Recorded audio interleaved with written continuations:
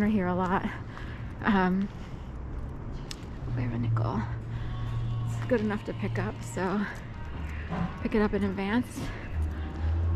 I have a coin jar, and I'll pick things up here and there just to build up to like $1 or $2, which I can use for little things here and there.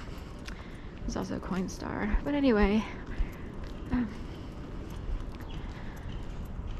forget what I was talking about before bringing up PECO, but the Sharpie marker and whatever I was talking about before that. It's chilly here on November, what is it? 14th? Is it 14th or 15th? 14th? So let me think. 11, 12, 13, 14. It's the 14th.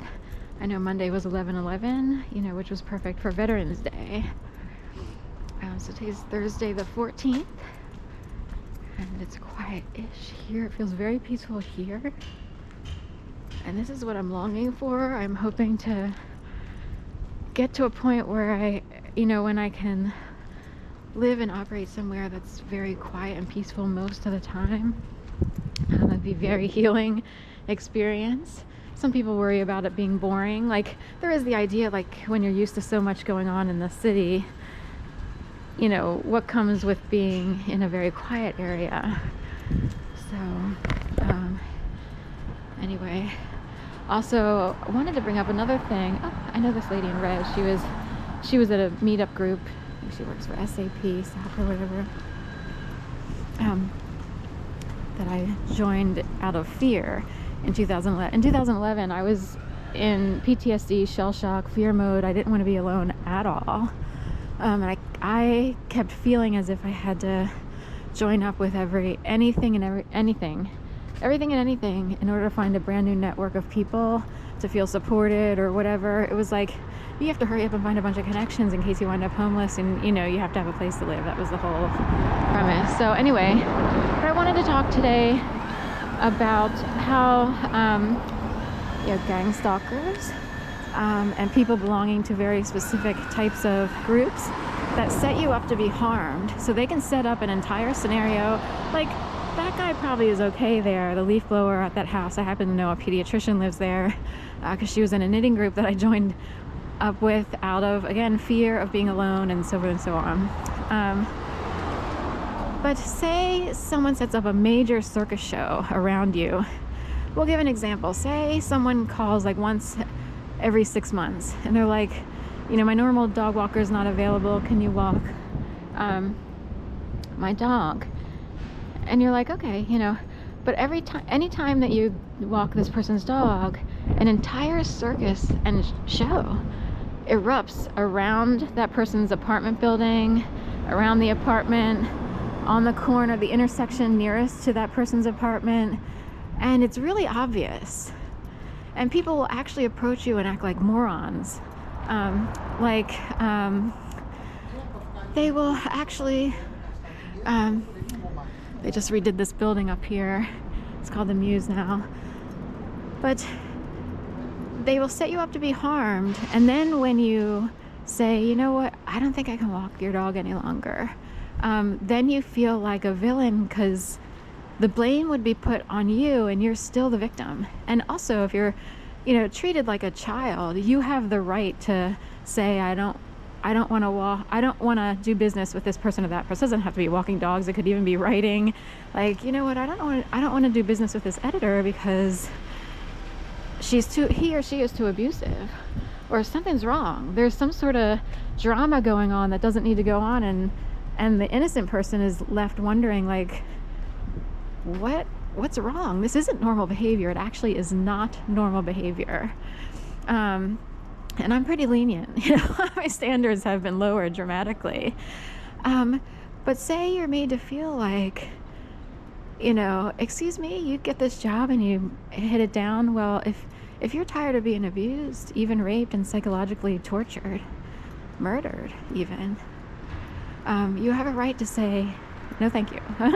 In fact, it's very empowering for people to learn to be able to say no. Of course, most people have to rely on their jobs in order to have a house, a family, if they have a family, to be able to eat, pay their bills. And that's how abusive people get away with what they do. Abusive people might own those you pay.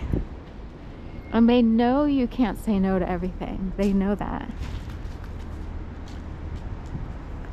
So, anyway, just a little food for thought there, that innocent victims could be made out to look like ungrateful beings, when the truth is, empowered victims and survivors of extreme abuse and manipulation and psychological torture finally at some point in their lives learn to walk away, but they have to hope and pray for the best monetarily to be able to survive. So hell, I could have had 6 kids, a house, and everything else if I were willing to put up with all the abuses that were put on my path.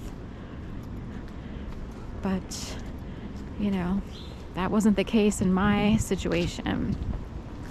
The Weller's having a cleaning crew out today. I rarely see them, so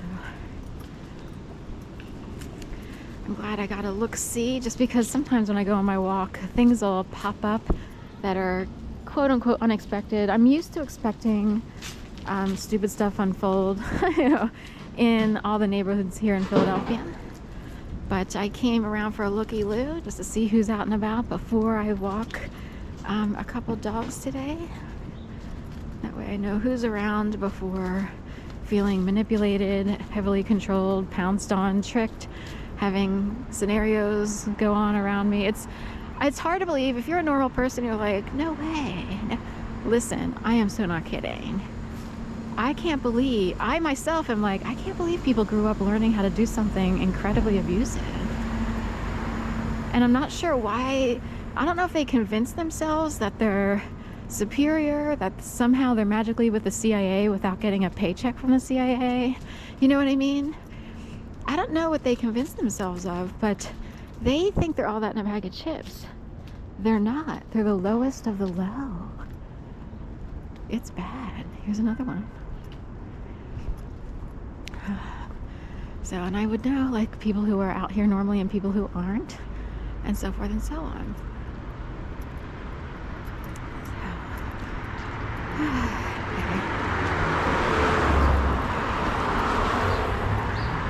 Lost another one at iTech.